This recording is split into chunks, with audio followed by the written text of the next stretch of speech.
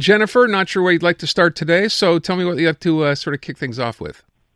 Well, I've been listening to your polling this afternoon, and I found it very interesting. I didn't get your final results. Can you share them with me? Yeah, we had a total of texters and callers. That's over 220 people.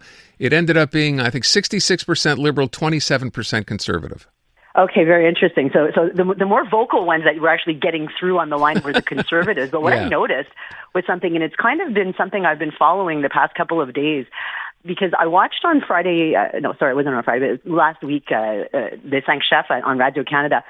And I was watching Poilievre, and, he does quite well in French, but again, there was something weird about it. And I realized what it was because I've been watching his career for many, many years. And it was the first time I've seen him, smiling, and he was trying to kind of connect with the journos there, the three of them.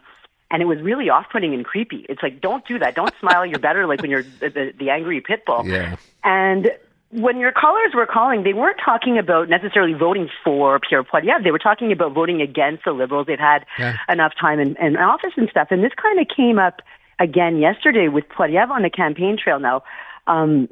Undoubtedly, our listeners will be aware that the Conservatives are not permitting journalists to travel with them. But they are getting into it with journalists on the campaign trail. So earlier today, or it was either today or yesterday, he called one of the CTV reporters a protester because she didn't like her line of questioning. And then yesterday he got into it with Laura Stone from the Globe and Mail about the size of his protest, and he was using that creepy smile, and it looked really menacing. So I don't know. I mean, I'm not a conservative, obviously, but they really, really, really need to pivot in a big way because he's starting to scare people. But isn't that interesting, right? Because I think a caller brought this up earlier in the afternoon and saying, I said, who's creepy? She said, Carney.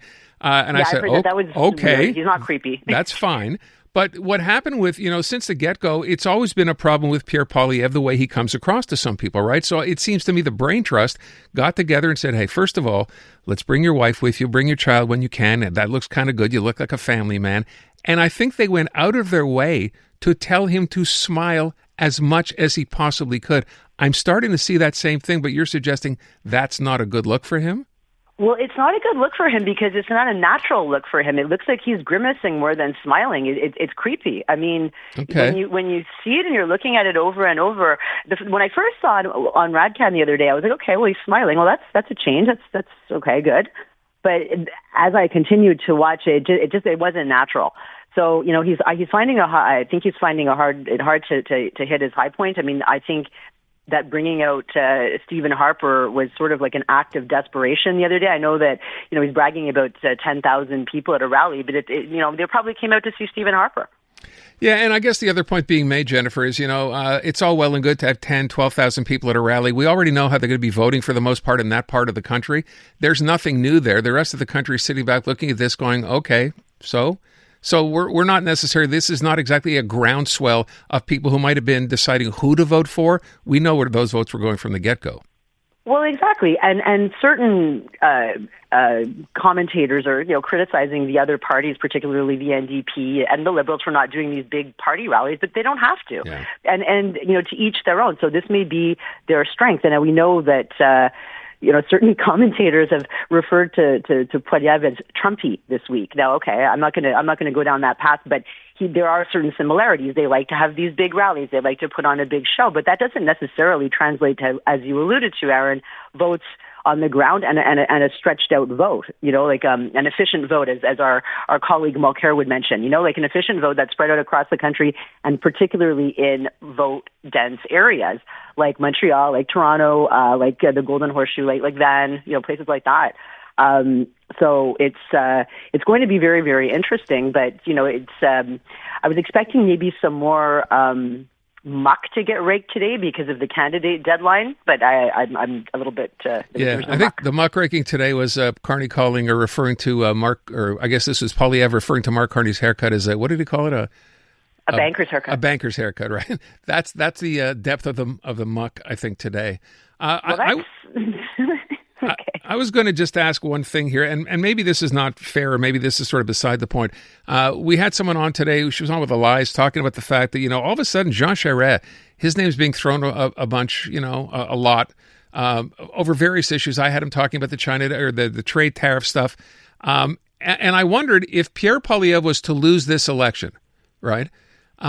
What happens to the Conservative Party? Do they look for someone else to head it up? I mean, he's still relatively young. He could certainly come back in another 4 years from now and run again. What do you think? Well, I think that there are a lot of conservatives that are maybe not in the Reform and even Canadian Alliance wing that would be very, very happy to see that, because I think he's 66. Full disclosure, Jean Charest was one of my lecturers in Concordia in political science way back when he was like the only MP still in the PC, and there were two. There was him and Elsie Wayne, and I ran into him a couple of years ago at the Bishops' Forum, and I had mentioned my work with Denis, and he's like, "Oh, is he coming back? Is he coming back?" Now I can read politicians, and I read, "No, you want to come back." And then, sure enough, he did run again, and I'm sure a lot of those people who voted in the Conservative leadership are thinking that they would probably fare considerably better with Jean Charest for a lot of different reasons. First, that he would be much better on this file. He's been commenting, obviously, considerably in French, but also in the U.S. So you see him all over CNN. I mean, he could do it. I don't know. I could see him wanting to do it, because that was sort of what I got off, the vibe I got off when we were chatting a few years ago. But, that was in 2019, right? So. But stranger things have happened, in other words. Okay. I went on a bit of a rant yesterday. I don't know if you know what the city has decided to do on Saint-Urbain, redesigning it, bike lane, reserve bus lane, and just, by the way, eliminating 450 parking spots and letting people know, well, good luck. I'm sure you'll be able to find something on a side street. That's, in essence, what the city has done or is in the process of doing. You mentioned something about the Camellia Wood when we were talking about this last week. What happened? Well, we talked about it, and it was a couple of weeks ago about, and we mentioned about a petition that had been started. I was alluding to something that Josh Fried had mentioned. Anyway, the instigator of that petition reached out to me because she heard us talking about it, so she sent me an email and was asking just about how to make the petition go. Because don't forget, we got about 40,000 on a petition that we didn't even instigate the last time, right? So we kind of know what we're doing with it. But I was really alarmed because when I heard the 450 that you were talking about, I wasn't thinking that it was in necessarily the residential area, like St. Urbain, like that area. And it's like, wow. And I mean, the side streets are congested, and for the most part, and I think some people that called in for you yesterday were referring to these things, the English name, that's what we call them, sidewalk bump outs. So in French, they're side trottoirs, and basically they take away 4 parking spots per corner. So they bump them out and they put these plants. They look nice. You see them all the time in the plateau.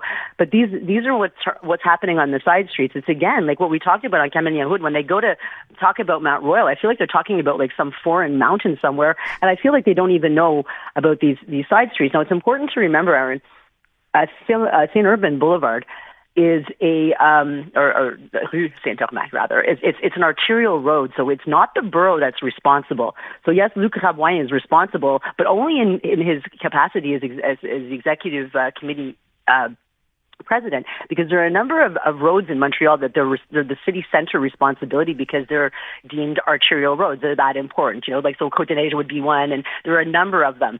And so it's not the borough that has anything to do with it. And that's an enormous amount of parking, and so many valuable questions were asked by you and people calling in, like, are the property values going to go down? I like the lady who suggested that maybe if you're going to do that, at least give the people a bus pass to compensate, right?